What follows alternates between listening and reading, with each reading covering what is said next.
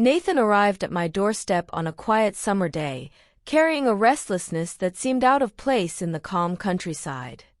At 28, he was Jonathan's nephew, confident, handsome, and magnetic, with an edge of mystery that unsettled my orderly life.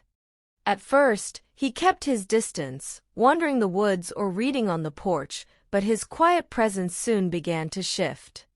One afternoon, he unexpectedly joined me in the garden, helping with a natural ease that contrasted with Jonathan's distracted demeanor. His deliberate movements and searching gaze hinted at a depth I hadn't encountered in years. Slowly, through small questions and warm conversations, Nathan began peeling back layers of my life, listening in a way that made me feel seen. In return, he revealed pieces of his own story, a city life filled with late nights, long hours, and a haunting dissatisfaction he couldn't escape. His confession of feeling lost struck a chord deep within me, stirring emotions I hadn't allowed myself to acknowledge. Something had shifted between us, though I couldn't yet name it. Nathan and I began to talk more after that.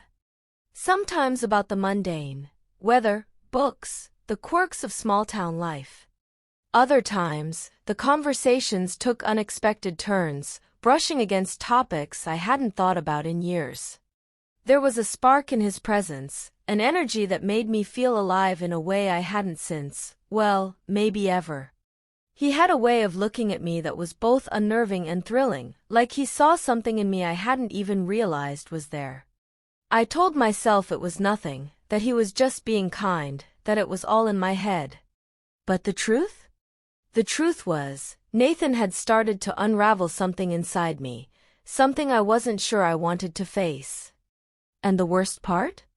I couldn't stop him. Or maybe I didn't want to. One afternoon, I finally decided to confront the attic, a space I had avoided for years, weighed down by dust and memories.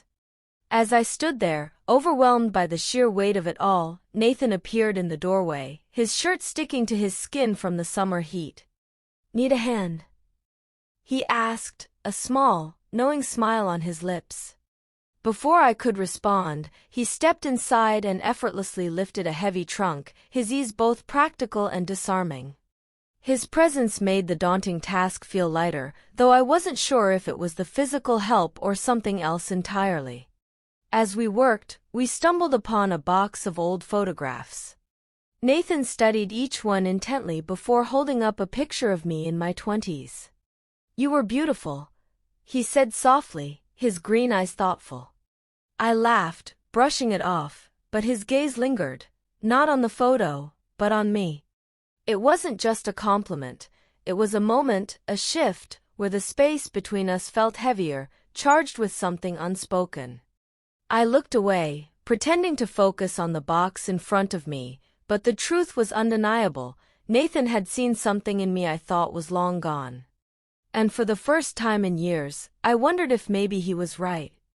That evening, after the attic, Nathan stepped out for a walk, leaving the house quiet and still. I sat on the porch with a cup of tea, the sunset painting the horizon in soft oranges and pinks. My thoughts drifted back to his words, the way he looked at me, not just at me, but into me. It had been years since anyone made me feel that way, and the realization both thrilled and terrified me. He saw the parts of me I kept hidden, the struggles I carried alone. His words in the attic lingered, not just because of what he said but because of how he said them, with an empathy so raw it felt like he was peeling away my armor. When Nathan returned, his cheeks were flushed from the cool evening air. He sat across from me, his gaze thoughtful and searching. In that quiet moment, the space between us felt charged with an intimacy I hadn't let myself feel in years. I couldn't name it, but I knew something between us had shifted. And there was no going back. The days began to blur together, with Nathan and me finding every excuse to share the same space. Whether it was fixing things around the house or tending to the garden, we were drawn to each other's company in ways that felt both natural and unavoidable. One afternoon, as we planted flowers along the fence, Nathan opened up about his life in the city. He spoke of the long hours, the relentless noise, and the hollow feeling that lingered no matter how busy he stayed. "It's like I'm running," he said, his hands brushing the soil, "but I don't know where I'm going." His words struck a chord in me. I had spent years living quietly but with that same undercurrent of longing, a desire for something more, something I couldn't quite name. "You've come to the right place for clarity," I said softly, smiling. Nathan looked up, his green eyes locking with mine. "Have I?" he asked, his voice low, his question heavy with meaning. I hesitated, unsure of how to answer. But deep down, I knew that what he was searching for, I had been searching for too. If you've ever felt invisible or unappreciated, you're not alone. Hit that like button, subscribe, and share this story with someone who needs to hear it. Let's confront the truths together. Ever had that moment where you realize you've become invisible to the person who's supposed to love you the most? That was me. My name is Kate, and after 15 years of marriage, I thought I had it all figured out. Nothing prepared me for the moment I realized my husband didn't even see me anymore. It hit me hard on our anniversary. 15 years together, and Mark didn't even remember. No flowers, no card, not even a simple happy anniversary text. It was just another day for him. He came home late, barely looked at me, and mumbled something about a busy day at work before heading upstairs. Meanwhile, I sat there, staring at the fancy dinner I had made, the candles burning low, wondering when exactly I became invisible. That was the moment I snapped. I grabbed my coat, got in the car, and drove to the first bar I could find. Honestly, I didn't have a plan. I just needed to escape the suffocating silence. The bar was warm and welcoming, exactly what I needed. I had barely taken a sip of my drink when a man slid onto the stool next to me. "Rough night?" he asked, his voice warm and smooth. His name was Ethan, and he had a way of making you feel like you were the only person in the room. We started talking, and before I knew it, hours had passed. For the first time in years, I felt seen. The air between us grew tense. Ethan brushed a strand of hair from my face and said, "You deserve to be noticed. To be appreciated." Something inside me broke free. Maybe it was the wine, or maybe it was the loneliness. I leaned in, and before I could second-guess myself, our lips met. It wasn't just a kiss, it was passion, longing, and freedom all rolled into one. We left the bar together. The next morning, Ethan was gone, but he'd left a note, "Thank you for a night I won't forget." I smiled, feeling both guilty and exhilarated. But that feeling didn't last long. When I got home, Mark was sitting at the kitchen table, sipping coffee. "Morning," he said, without even looking up. I wanted to scream, to tell him everything, but I didn't.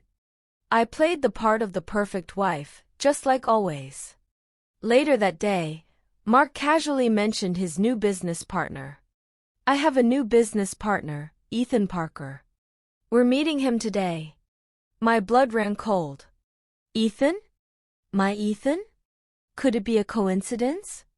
"Kate," Ethan said, with that same charming smile. "It's nice to see you again." Mark walked over, oblivious. "You two know each other?" Ethan smiled. "We met briefly." The dinner was tense. After dessert, Ethan asked to speak to me privately. "What are you doing here?" I hissed, trying to keep my voice steady. Ethan stepped closer, his expression darkening. "I knew who you were that night, Kate. Mark screwed me over in a business deal, so I figured, why not take something from him that he values?" I stared at him, stunned. He had used me. But then his expression softened. "It started that way, but then I got to know you. You're incredible." Tears stung my eyes. I hated him for what he did, but I couldn't deny the way he made me feel. We continued our affair in secret. It was messy and complicated, but it felt real in a way my marriage never did. One evening, I came home to find Mark sitting in the dark, holding a photo of me and Ethan. How long? He asked, his voice hollow. A few months, I admitted. There was no screaming, no dramatic confrontation. Just silence. And in that silence, I realized our marriage had been over long before Ethan came into my life. In the end, Mark kept the house, and I started over. As for Ethan, our relationship was built on lies and revenge. It couldn't last. Looking back, I don't regret what happened. It taught me something important. Sometimes, you have to lose yourself to find out who you really are. If you've ever felt invisible in your own life, hit that like button and subscribe. There's more to life than what we show the world. And trust me, the twists? They're always around the corner.